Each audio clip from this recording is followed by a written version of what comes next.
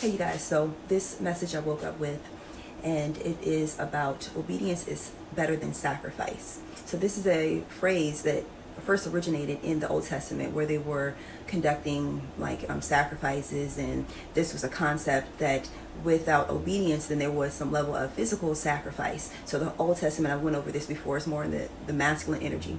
So stay with me, okay? There is a message here. So fast forward to the New Testament, more of the divine feminine energy, more softer. We have Christ, a figure that really personified true forgiveness and healing and more softness. So what did Christ do? He sacrificed himself. And when he sacrificed himself, he freely laid down his life so that we may live. And I'm going to explain what this means. So Christ represents the higher mind, the angelic mind. A viewpoint from above looking down on the human experience. So taking the human viewpoint of looking down on the human experience and coming down and experiencing the human experience, laying down the temple, the body, giving us a living example, a template on how to conduct ourselves. So the phrase mind over matter comes to me right now, where we have the mind, the Christ mind, that controls the body. But typically most people operate on the flip side, where their body controls their mind. If they feel a emotional sensation, they act it out in their body. They don't think about it first, they act it out. So what this esoterically means is that, it's a couple meanings to this, okay? So esoterically, it means that our minds have to be in control over our bodies, over our actions. So on one level, esoterically, this means that if Christ is the template for us, that we need to lay down our lives for the better good, for one another. Meaning that we are all interconnected. And if I'm operating out of the Christ frequency, out of the Christ mind, and I freely lay down my life, meaning that I am of service to whatever my divine purpose here is, and I walk that out in my body and in my emotions and in everything that I do day in and day out, because I'm operating from the mind over my matter, over my physical body, that I'm living from obedience and not from sacrifice. The little small sacrifices that I make to maintain my Christ mind, that's peanuts compared to the flip side. If I was in disobedience and I have to sacrifice something, and that sacrifice that comes not by free will, but by just the laws of the universe. If I don't take care of my body, if I don't take care of this temple, then it will start to break down and I will not be of service, so therefore I'm not fulfilling my divine purpose. So most people think of living a pious life or living a life of service is sacrificing too much, but they don't look at it from the flip side, that they're still having to sacrifice something, because that's just the way how life is. You have the laws of the universe, you give and take. So they don't realize that they are actually sacrificing something, but not being obedient to their divine calling. But by me being obedient, and by you being obedient, and whoever is obedient to the call, and they make that sacrifice, that small sacrifice, through that small sacrifice of being obedient, that they reap the rewards of that.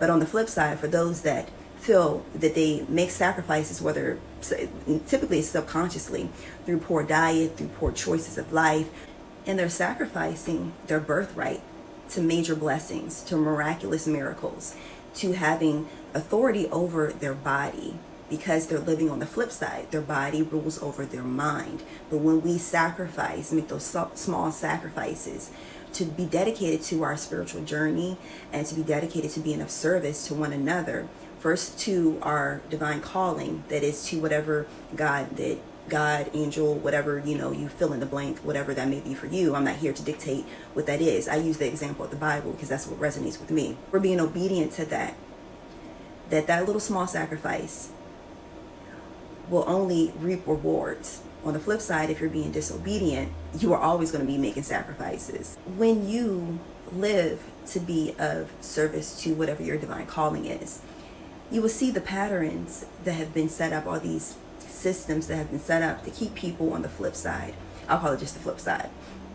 They keep them thinking that they're living by free will, but really you're not living by free will if you're constantly sacrificing. And they cover up those sacrifices that they make on a daily basis with a lot of tangible outward expressions, with a lot of ego-driven activities and gifts, but really we should be seeking the gifts from the Spirit.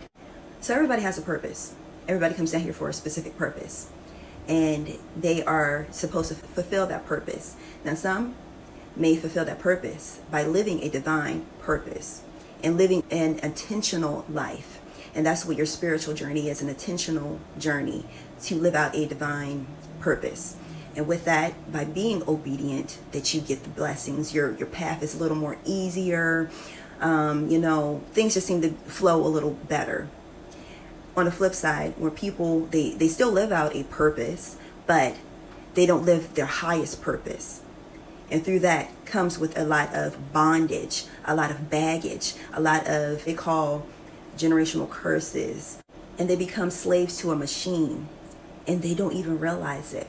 And that's where the real blockages come from. That's where the real curse comes from, because they are being used, and I've been there too, where you're being used by a system and all these different agendas, and you don't even realize it, but you're what they call the rat race. You're on this wheel that you keep going around in this karmic cycle over and over again. But when you break out of that cycle and you really live an intentional life, which is that little bit of sacrifice and being obedient, you'll see, and you will be, the word I hear is you'll be praiseworthy. So you be praised by whatever you attach to the name of God, and you would really literally feel that. And even when you're going through difficult times, trying times, testing times, to build your testimony, that you will still feel the presence of your angels, your guides, your ancestors, the Holy Spirit. You will still feel it, and you will have that fuel to get through that test. On the flip side, if you're not living intentional, you won't feel the presence of God. You won't feel like your angels, your guides. You won't even like really tap into that, and you feel like you're all alone, but you're not really alone. You just have been tricked to think that you're alone. So really step into being of service. Really ask the Divine Spirit. That's what I feel like, during this Pisces season. That's what I've been feeling. Step into, how can I be of more service, and how can I be obedient? How can I practice more intentional living, and ask my ancestors and my guides and my angels and the Holy Spirit to show me every day. I think of this song here.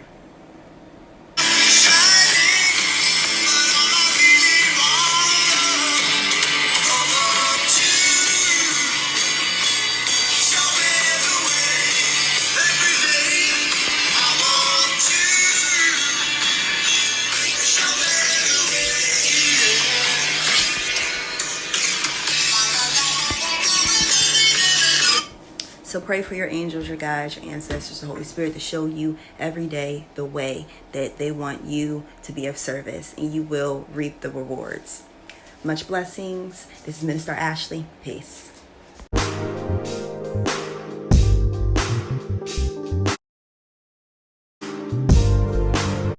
And how to allow them into our personal space if they are indeed meant to be in your life.